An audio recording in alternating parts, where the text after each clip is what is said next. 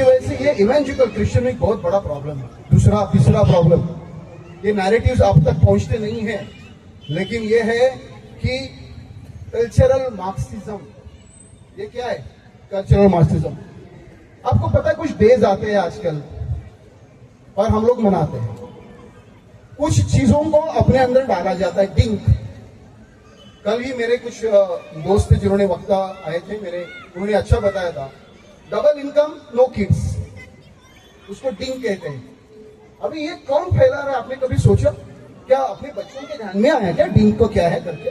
नहीं, किसी ने तो दिया है उनको विचार। वो कहां से आया? वेस्ट से आया। किसने डाला? मार्क्सिज्म। मार्क्सिज्म क्या है?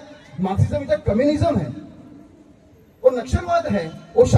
वो जो है वो शहरी नक्सलवाद है, हमको पता नहीं चलता। अपने घर में घुसता है वो धीरे से, वो ऐसे बोलने लगता है बच्चे कि पापा उसमें क्या है, मैं तो मेरे फ्रेंड्स के साथ में ऐसे रह सकती हूँ, लिव इन रिलेशनशिप। ये किसी लड़की को किसी ने बताया नहीं, ये प्लान करके ऊपर से आ रहा है। जो यूएस में भी घुसा 1965 में, यूएस में 16% मैरिज, मतलब उसके लिए जो रेशियो था ना, उसमें से केवल वहां पे 65% मैरिज होते थे, आज केवल 16% बचे। ये कल्चर और मार्क्सिज्म वहां पे भी घुसा। उनकी देश की स्थिति देखो क्या है। लेकिन हमारे यहाँ पे हिंदू संस्कृति में जो कल्चरल है, वो कल्चर की वजह से हमारे किसी ने भी आया, हमारे कल्चर को तोड़ नहीं पाया, लेकिन अभी धीरे धीरे वो अंदर घुस रहे। दिल्ली की घटना बताता हूँ, एयरपोर्ट की।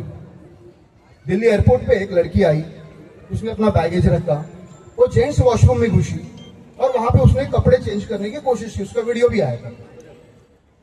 तो फिर लोगों ने उसको डांटा, अरे तो क्या करे यहाँ पे? तो बोला कि मैं तो स्वतंत्र हूं और आपके इंडिया के लोग जो है बहुत पैराडॉक्स, वो विचार करने के लिए ठीक नहीं है, ट्रेडिशनल विचार करते हैं, इसलिए मैं कर सकती हूँ। और ये देखिए, ये लॉ के अंदर, ये क्लॉज के अंदर ये करना उचित है, ऐसे ध्यान में लाते हुए। अब ये उसको किसने बताया? ये उसको किसने बताया?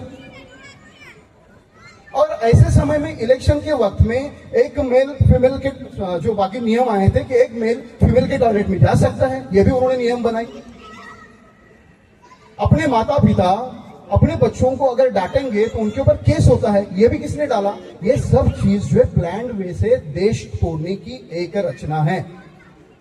हमको हमारी संस्कृति को, समाज के अंदर संस्कारों को पकड़ के रखना है, इसलिए हिंदुस्तान तोड़ नहीं सके आज तक। 2500 साल कोई भी नहीं तोड़ सका। शक आए, खून आए, यवन आए, सब है, हम नहीं टूटे। लेकिन अभी ऐसा हो रहा है कि इतना फास्ट ग्लोबलाइजेशन की वजह से, टेक्नोलॉजी की वजह से ये बहुत सारी चीजें। और लास्टली कोविड आया हमारे पास। कोविड कैसे आया? रिसर्च पेपर बताते हैं कोविड भी एक प्लान एक्टिविटी थी बहुराष्ट्रीय कंपनी की।